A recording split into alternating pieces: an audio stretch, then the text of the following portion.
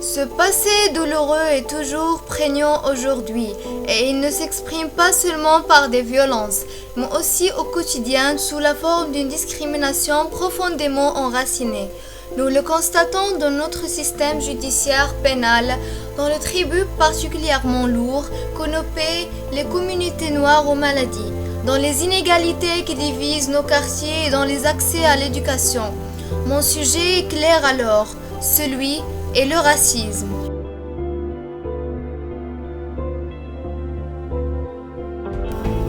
Le racisme est une idéologie qui, partant du postulat de l'existence de race au sein de l'espèce humaine, considère que certaines catégories de personnes sont intrinsèquement supérieures à d'autres. Il se différencie ainsi du racialisme, qui, partant du même postulat, ne considère pas les races comme inégales. Cette idéologie peut amener à privilégier une catégorie donnée de personnes par rapport à d'autres. Cette hostilité envers une autre appartenance sociale, que la différence soit culturelle, ethnique ou tout simplement due à une couleur de peau, se traduit aussi par des formes de xénophobie ou d'ethnocentrisme. Certaines formes d'expression du racisme, comme les injures racistes, la diffamation raciale, la discrimination, sont considérées comme des délits dans plusieurs pays.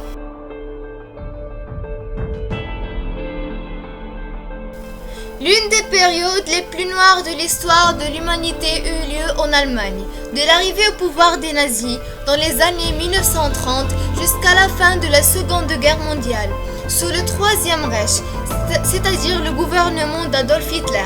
Hitler pensait que la race aryenne était au-dessus du peuple juif, qui représentait la pire des races et était destinée à l'extermination, et que les Slaves, Russes et Serbes ne valaient guère mieux et étaient destinés à l'asservissement.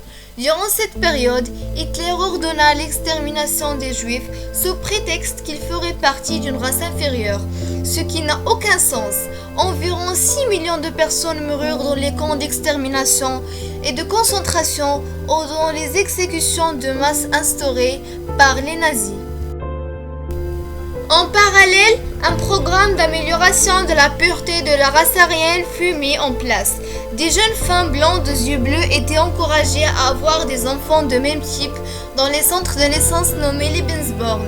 Outre la reproduction de la race aryenne, le Lebensborn se chargeait aussi de la germanisation des enfants enlevés à leurs parents en Norvège et en Pologne.